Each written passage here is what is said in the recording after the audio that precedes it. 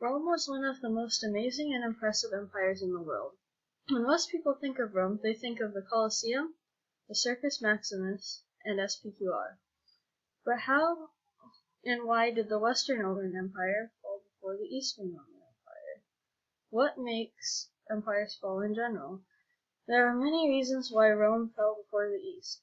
The main reasons were related to the geography, economy, and military. Geography contributed to external attacks from Germanic tribes in the West. Economic problems created conflicts between the rulers and the citizens, and the military was weakened by the intake of Germanic tribesmen when Rome was in need of troops. The East had a profound geographical advantage over the East. In general, there are more natural ways for tribesmen to invade. Even though there are many more mountains in the West, the Huns easily crossed them.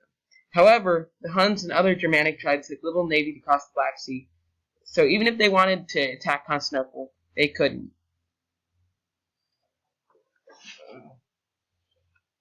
Constantinople had the defense of the Black Sea on its side and a great navy to protect its harbor.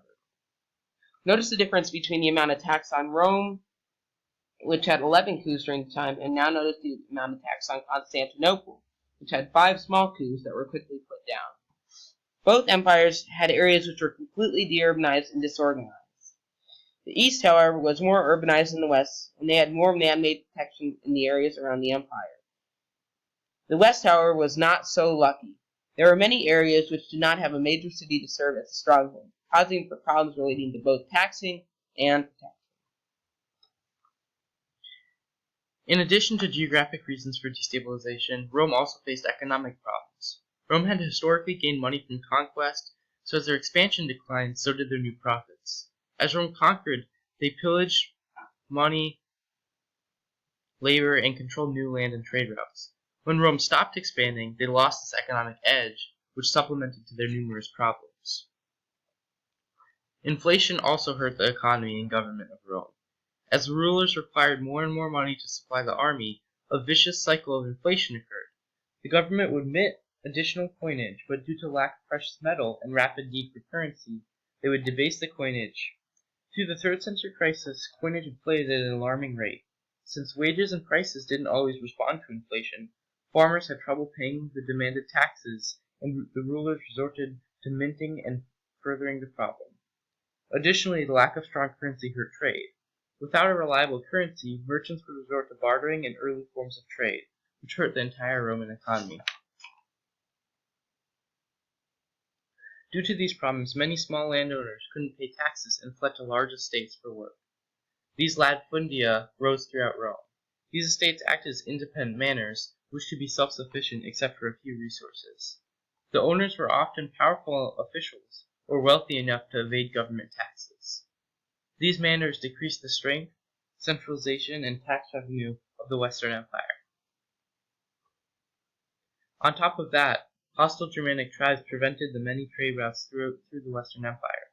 Concurrent to these barbarian problems, Rome's weak currency, as mentioned previously, hurt their trading economy. Western trade started to decline, which furthered their economic troubles. These economic problems were usually reconciled by the support of the rich Eastern economy.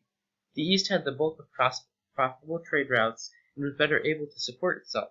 In 293, Diocletian implemented his tetrarchy and introduced the East-West division. As the East and West evolved into separate empires, Western Rome struggled to survive independently. The continual economic challenges that faced Rome were one reason for the decline and disintegration of the Roman Empire. Another factor that played into Rome's fall was military problems. The Western military played a big part in the fall of West Rome. As the Western army needed more troops to guard their borders, they started recruiting the Germanic tribesmen. This was common after a battle where tribesmen ended up settling in a part of the empire. The settled peoples, however, were unsupervised and were free to reign however they liked. The tribesmen filled all ranks of the army and even created ranks purely of tribesmen. These soldiers were not paid, not trained, and were part-time. In the East, the soldiers were trained, regular soldiers, and thus easier to control. In the East, their borders were easier to defend and were able to move troops faster across their empire than in the West. The armies also had varying amounts of luck that fed into how much they actually succeeded. In the east, when revolts occurred, they purged their army of tribesmen and were luckily able to quickly sustain their army with fighting Romans. When the west tried to purge, they did it at the worst times and opened their empire up for attacks. Usually, the tribesmen that attacked only wanted to settle for the fertile land that was the Roman Empire. They joined the army in order for their people to get that land, but that meant more soldiers that were untrained in Roman fashion, mixed with people who were also untrained. While the tribesmen soldiers were watched closely, they were born soldiers and loyal to the end. This caused big problem for the empire against revolts. After a little while, both sides of the empire lost all trained, hardened soldiers, and had to work with what they could get. In the east, the soldiers adopted new tactics and strengthened their army by continuing to train their soldiers. They also hired Oriental men to fight and kept their Romanization. In the west, the soldiers stopped being trained and instead of used old mechanics that required training without any training, making a very weak army. They continued to gather tribal armies through a constant cycle of getting rid of tribesmen, other tribes seizing the opportunity of a weak army, and the army having to get more tribal fighters after conquest. These people lost Romanization and became barbarized. Also, the Western soldiers could leave whenever they liked, therefore they lost all good men. One emperor attempted to keep tribesmen out and the military strong, but failed in the West. Theodosius created some laws that forced people to enlist in the army. First, the sons of veterans must enlist. Next, slaves could not be sent, and severe punishments came for people who injured themselves so as not to fight. In the East, these were upholded and approved. In the West, the empire soon lost control of keeping out slaves, and that practice started up again. Over time, the Western army was hurt so much that they could no longer defend the provinces, and so they pulled out all armies from all territories except Italy and Gaul, and letting the tribesmen take what they wanted. Many of the things that led to Rome's downfall also led to the fall of other great empires like Han China and Persia. Economic problems often contribute to an empire's downfall. Like Rome, Persia had economic issues that eventually led into a vicious cycle. There would be wars and revolts which would hurt the king's economy, so the kings would raise taxes and hoard money in case another war or revolt happened again. The increased taxation and hoarding would also hurt the kings and the economy because the peasants wouldn't have had enough money, which would then lead to more revolts and wars. This endless cycle destroyed the economy and eventually the entire empire.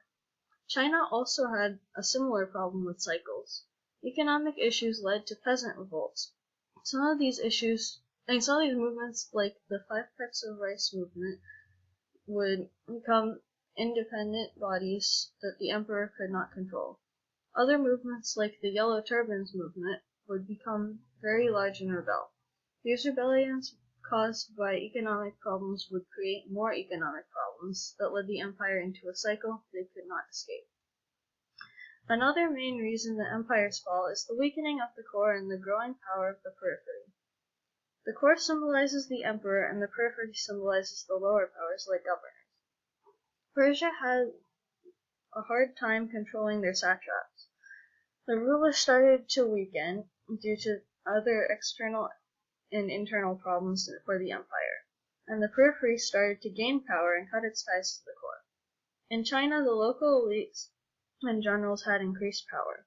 This ultimately led to the bureaucrats becoming the new feudal lords that they were meant to abolish. These bureaucrats then became more powerful than the emperor and started fighting amongst themselves for even more power. Battles over who would succeed the emperor would also create problems for an already falling empire. Rome had extra difficulties with this because of the empire split. They initially had 2 people ruling each half for 4 times as much trouble. This was eventually cut down to 1 person ruling over each half. Then there were 2 emperors, 1 for each side, and each ruler ruled separately. But even then, there wasn't always a clear successor. This would create more problems and wars until somebody won. In China, during the years 132 through 193, 14 new people claimed to be the new son of heaven. This led to rebellions. Persia also had a problem with people disputing over who would be the next ruler. In these 3 great empires, similar problems led to their downfalls. These empires overexpanded and made governing from one location very difficult. The local governors got more powerful, and the emperor started to lose power over their officials. The economies of these empires had declined rapidly ever since they had stopped expanding. This led to a weakened military, making the empire more vulnerable to outside attacks from invaders.